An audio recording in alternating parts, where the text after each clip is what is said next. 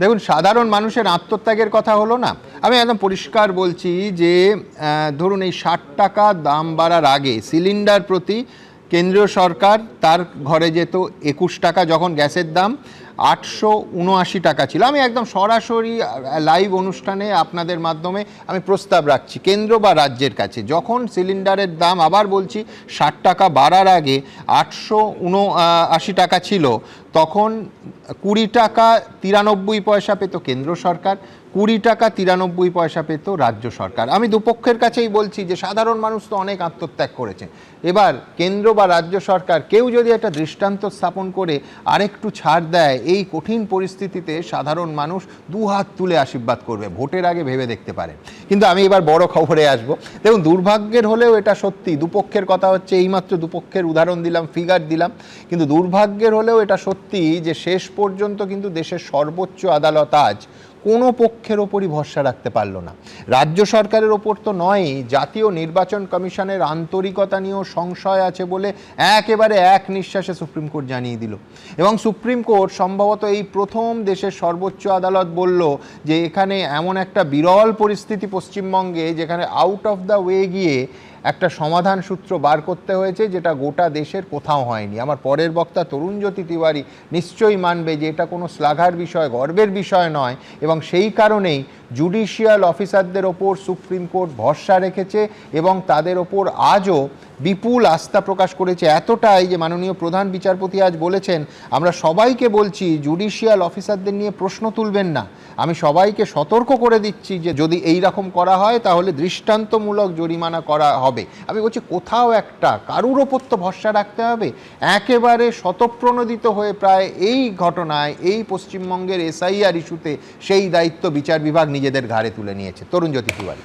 সুমনদা, একটু অতিরিক্ত সময় আগে থেকেই চেয়ে নিচ্ছি, যেহেতু গ্যাস নিয়ে অনেক কথা হলো। হ্যাঁ, আপনি এক্ষুনি হিসাব দিলেন 20 টাকা সামথিং পয়সা। হ্যাঁ, 96 পয়সা। Partly truth. কেন?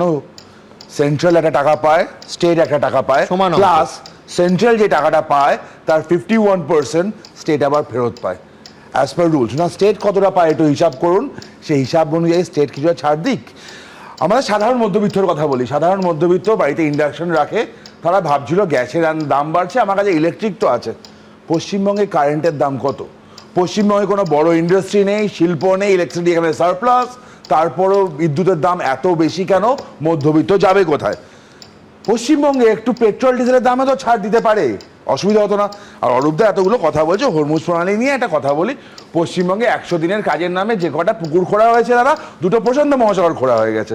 না, এগুলো নিয়ে কথা না বলাই ভালো আপাতত। সেকেন্ড, তোমার এসআইআর নিয়ে আসছি। আজকে এই নিউজটা নিয়ে তোমার আলোচনা হতো, তার আগে একটা ইম্পর্টেন্ট ব্যাপার হচ্ছে হয়ে গেছে, কালকে হয়ে গেছে।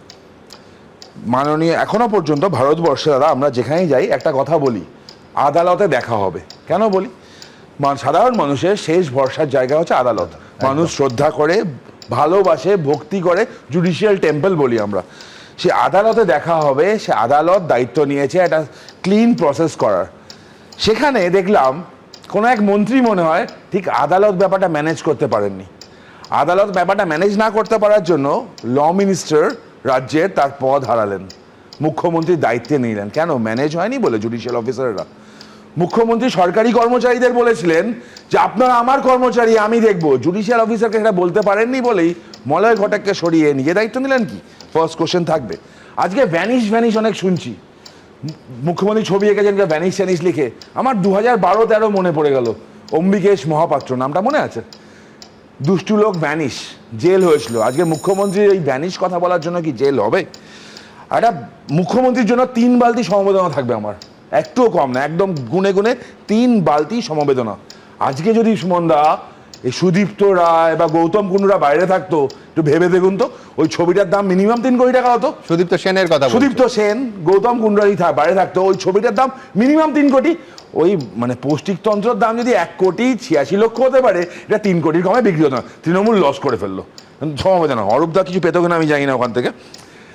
এবার ওভারঅল ইস্যুগুলো দেখুন, এই এসআইআর প্রসেসে একদম ফার্স্ট ডে থেকে ক্যাওয়াস হচ্ছে। কে ক্যাওয়াস করছে? রাজ্য সরকার করছে।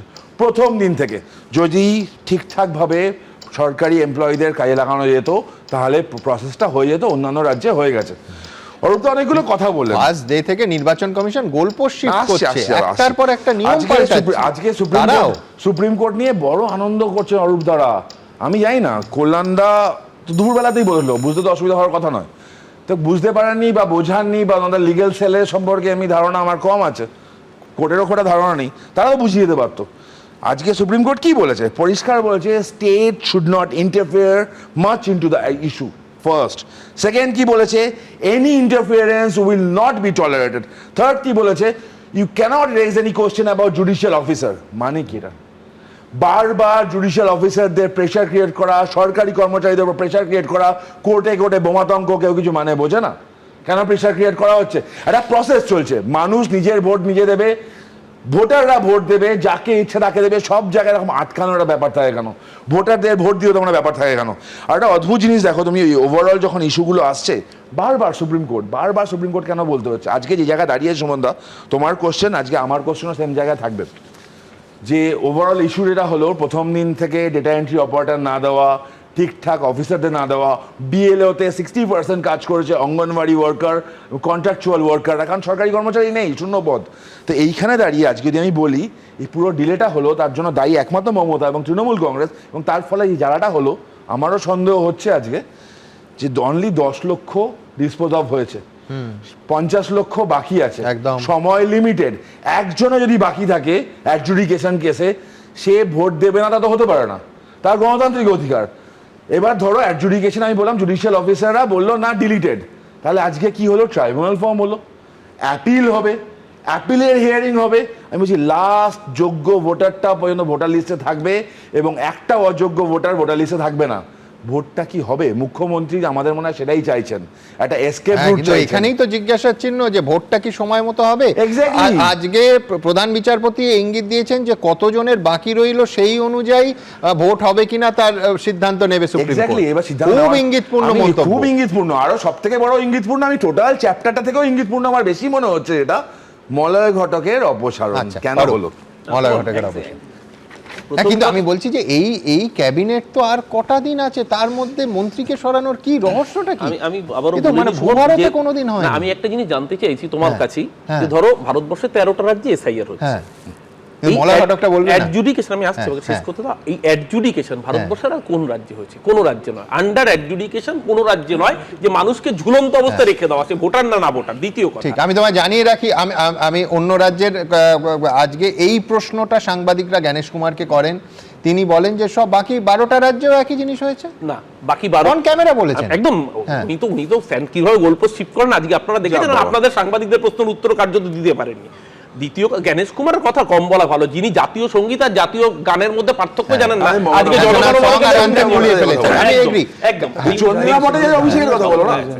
গাচ্ছদাও হচ্ছে কেন? তোমার বলার সাথে বলি, কিন্তু মলয় ঘটক এ তো নজিরবিহীন। মুখ্যমন্ত্রী যদি মনে করেন তার ক্যাবিনেটের কোন বিষয়ে মুখ্যমন্ত্রী সিদ্ধান্ত নেবেন, ঠিক তো, একদম মুখ্যমন্ত্রীর অধিকার, কিন্তু মনে করলেন কেন? হঠাৎ করে মুখ্যমন্ত্রীর সিদ্ধান্ত। এই রকম একটা ক্রুশিয়াল সময়ে এই সিদ্ধান্ত নেওয়ার দায়িত্ব ছিল ম্যানেজ করা, এই সিদ্ধান্ত নেওয়ার অধিকার তো বাংলার মানুষ মমতা ব্যানার্জিকে দিয়েছেন, সেই অধিকারে তিনি নিয়েছেন, তিনি মনে করেছেন তাই নিয়েছেন। কারণটা নিয়ে জল্পনা হবে না, জল্পনা মিডিয়ার কাজ, জল্পনা করা। মিডিয়া কেন? মিডিয়ার কাজ তো এটাও জল্পনা। এক সেকেন্ড, মিডিয়ার কাজ তো এটাও জল্পনা করা যে সিভি আনন্দ বোসকে হঠাৎ করে কেন পদত্যাগ করতে বাধ্য হলো, সেটা একদমই তাই। সব রকমই তার মধ্যে একটা তথ্যের অসঙ্গতি, যেটা তরুণ যদি বললো আমি একটু রেকটিফাই করে দিই। প্রথম কথা, এই যে বলছিল না পেট্রোলের দাম নিয়ে 51% রাজ্যকে ফেরত দেয়, রাজ্যকে তো ফেরত দেওয়ার কথা ছিল 1,92,000 কোটি টাকা। প্লিজ আমি তোমার মাঝখানে বলি, তাহলে কেউ বলতে পারবে। দ্বিতীয় কথা, আজকে ভারতবর্ষে আজকের দিনে পেট্রোলিয়াম প্রাইস যদি দেখো, সারা ভারতে সবচেয়ে বেশি পেট্রোলের দাম হচ্ছে 110 টাকা লিটার। কোথায়? এনডিএ শাসিত অন্ধ্রপ্রদেশ, তারপরে মধ্যপ্রদেশে 109 টাকা লিটার, কেরালা সিপিএম শাসিত, সেখানে আমাদের থেকে বেশি। আজকে এত বড় বড় এতগুলো কথা অরূপদা বললো, অরূপদা মলয় ঘটকের কথাটা বলবেন না কেন? বলবেন না, উনিও জানেন মলয় ঘটকের দায়িত্ব ছিল ম্যানেজ করার। সব ক্ষেত্রে যে ম্যানেজ হয় না, এটা আমাদের মাননীয় মুখ্যমন্ত্রী ভুলে গেছেন। ফার্স্ট, কিন্তু মারাত্মক কথা বলে, কোন ক্ষেত্রে ম্যানেজ হয়? আবার বলছি, অনেক ক্ষেত্রে ম্যানেজ হয়। জুডিশিয়ালির সঙ্গে ম্যানেজ শব্দটা পাশাপাশি রাখতে হবে। মুখ্যমন্ত্রী এটা আদালত কেন বলেছে? ও নিজে আইনজীবী হয়, মুখ্যমন্ত্রীকে 5 লক্ষ টাকা ফাইন দিতে হবে। আইনজীবী হয়, আদালত মুখ্যমন্ত্রীকে 5 লক্ষ ফাইন দিতে হবে। এবিপি আনন্দ, এগিয়ে থাকে, এগিয়ে রাখে।